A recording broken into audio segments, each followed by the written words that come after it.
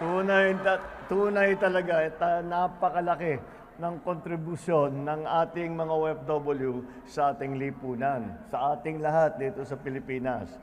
Hindi lamang po remittance ang ating pinag-uusapan at ang pagtulong sa ating ekonomiya. Baon din nila sa kanilang pag-uwi ang mga bagong kasanayan at kaalaman na ibinabahagi sa ating lakas paggawa.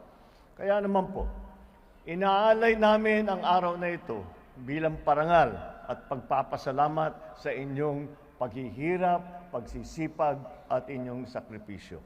Nais din po namin higit na pagtibayin ang pagmamahalan ng inyong pamilya, lalo na at madalas ninyo silang hindi makapiling sa mahabang panahon.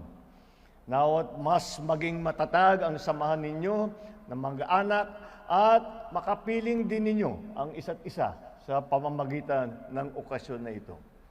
Nais ko rin ipabatid sa inyo na hindi tumitigil ang pamahalaan sa pagkilos upang maipabuti ang inyong kalagayan. Una, nagtatagpo tayo ng One Repatriation Command Center na may nakalaang hotline para sa mga OFW maghihingi na kung kailangan humingi ng tulong. Ang hotline 1348 ay bukas, laging bukas at hindi nagsasara.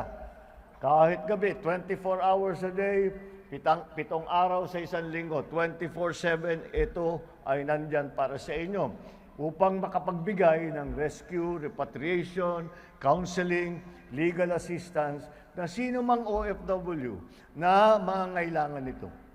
Pangalawa, patuloy din tayong nagbibigay ng mga serbisyo at programa para sa reintegration ng mga OFW na nagnanais ng umuwi at manatili sa Pilipinas.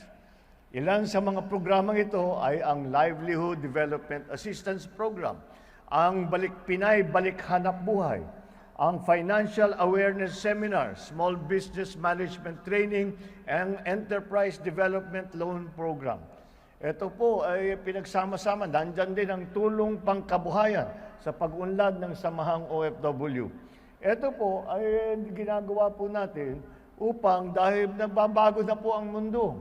Kaya kailangan para kung kayo ba ay may iwan dito pag nakauwi, kung kayo ba ay may iwan dito sa Pilipinas o nais din yung bumalik pa ulit sa inyong trabaho, ay kailangan makapag-training ng mabuti para tayo handa at makipagsapalaran na nga at kaya natin ang mga bagong mga teknolohiya, ang mga bagong pamamaraan. Kaya't nandyan po ang lahat ng assistance para mabigyan naman natin ang ating mga OFW ng isang magandang pagkakataon upang sila'y makapagsimula muli pagkatapos ng pandemya. Marami din tayong binibigay na suporta sa inyong mga kaanak tulad ng OFW Children's Circle, ang OWA Education and Training Program, and Educational Assistance. Maliban dyan, nagtatag din tayo ng OFW Hospital sa San Fernando, Pampanga upang tugunan ang mga pangangailangang medikal ng ating OFW at kanilang mga mahal sa buhay. Marami pang proyekto ang nakapila. At kahit ang mga kasalukuyang programa ay pagagandahin pa natin, umaasa po akong susulitin ninyo at gagamitin ng wasto ang mga benepisyong ito.